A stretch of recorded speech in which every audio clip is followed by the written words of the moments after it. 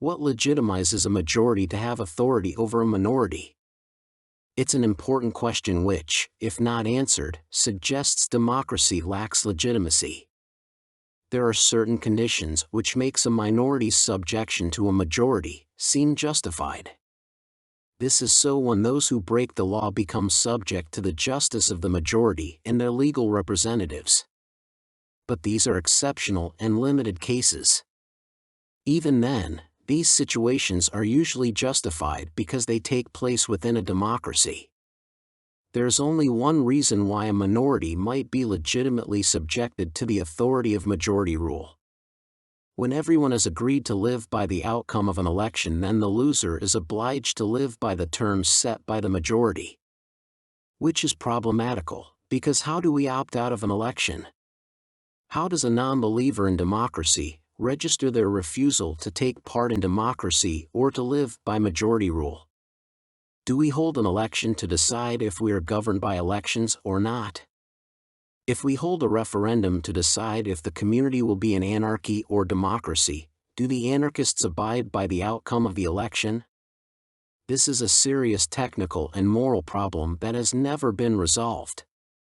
The pragmatics of democracy means the majority always get their way. The majority always has the physical means to ensure the popular position is considered both the legal and moral opinion. In a democracy, might makes right and the end justifies the means. Some thinkers have postulated a social contract that we are all obliged to live by. In this thinking, at some time in the past, our ancestors decided we ought to live by rules.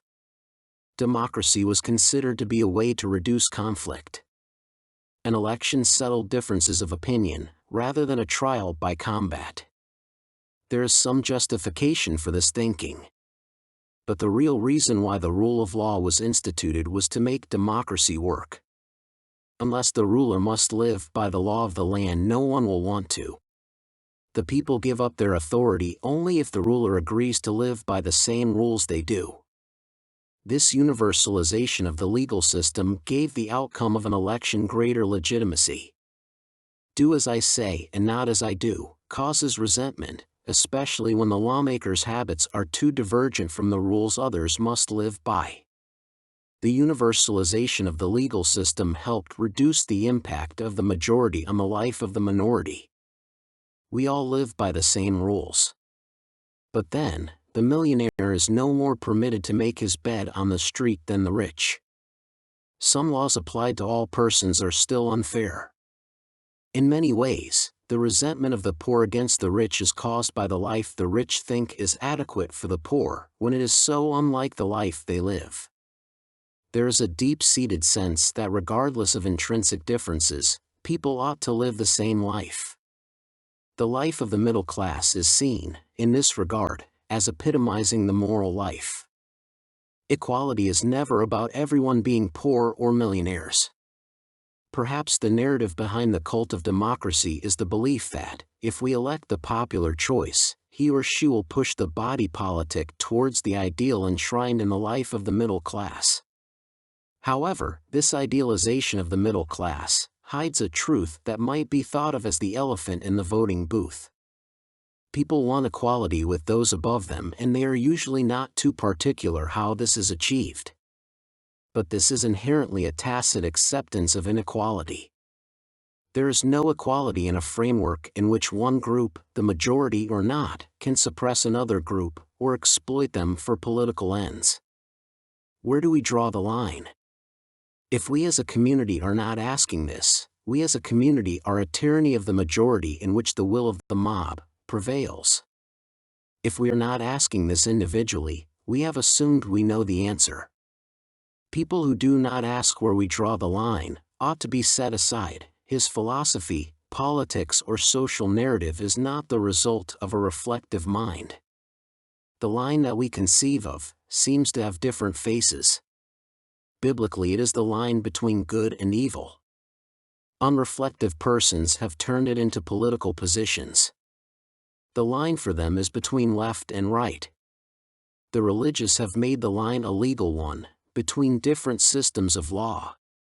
But the line cannot be moved, let alone eradicated. The line stood where it stood at the dawn of time.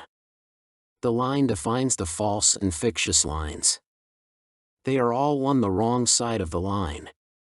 So, the question remains, as it has always remained, where do you draw the line? In the vernacular we can think of it as the line that divides the freeloader and free rider from the free, that is those who are not reliant on the goodwill and charity of others. Therefore, the line defines a difference in missions. The mission of all good men is to live free, but not in the way evil wishes to live free. Free men wish to live a life that is free, as much as they can, but then must we not ask how to do this, in a system that systematically legitimizes the freeloader and legislatively forces the freeman to subsidize the free rider? The question then comes back to, where do we, as free men, draw the line? But it is vital that Christians appreciate the line has been put where it has, by God, for a reason. The line cannot be eradicated or moved nor successfully hidden, because it has been ordained by God. Even if you wish to claim your religion is the true one and defines the outermost limits of the line, you cannot demonstrate it and you cannot eliminate the line of the good, unless it aligns with what was ordained by God. The political line between right and left has some validity, but it is not definitive. This is why the line dividing political parties is as porous as it is. Voters switch parties all the time and some give up alignment and claim they are centrists or independents, though there is no such place, and their alignment with the middle is an illusion. One cannot be unaligned, regarding capital punishment or abortion, for example. Apathy is complicity. Therefore, where do we draw the line? Democracy seems eminently sensible, kind of like atheism. If one cannot make up your mind where the line is, why choose? We can let the Force guide us.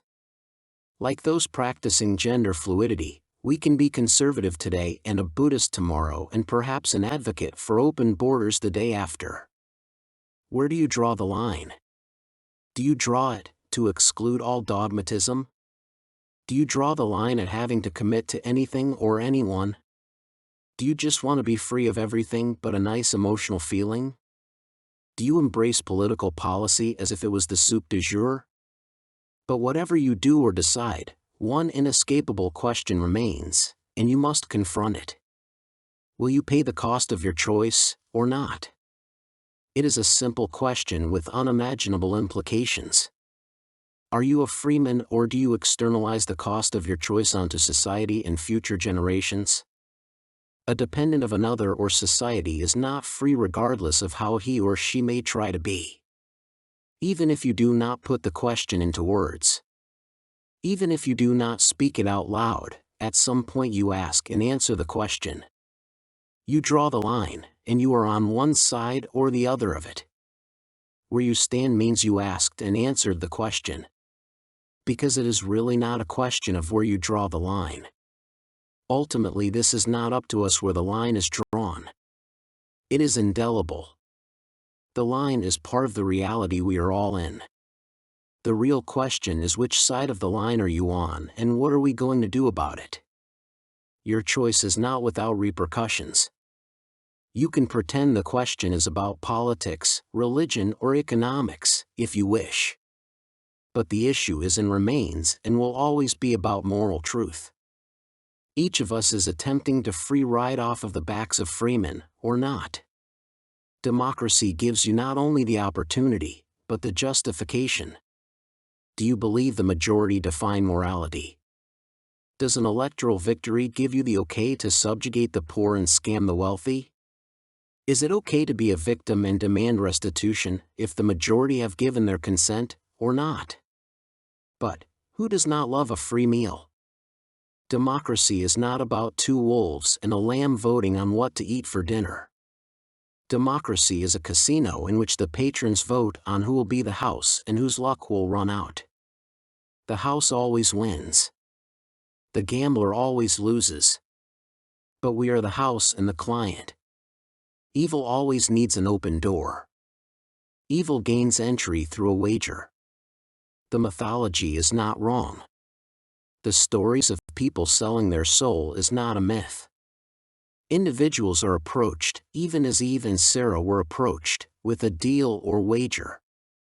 One borrows $1 today and pays $1.10 tomorrow. In the meantime, one gets one's emotions pacified, at a small future cost. We think evil today can be compensated for with penance tomorrow. That is not how it works, but it is the gambler's gambit. Apocracy is a religious movement of the Apocratic Church. The mission of the Church is to promote works of faith done in the Spirit, to promote apologetic, which is an activity that justifies faith. Our homes are churches, which we call home churches. Our works of faith are done in homes, and these form communities of faith, known as apocrats. Apocrats are individuals and that which they exercise dominion over. Apocrats do not believe in personal ownership of capital goods. We build on hallowed ground. We live on hallowed ground. We work on hallowed ground. The community is the Apocratic Church. Our homes are dedicated to the service of God, and we are accountable to the Apocratic Church. Accountability in the Apocratic Church is through the male head. Capital works or businesses are dedicated to doing good works. Our commercial operations are missions devoted to works of faith.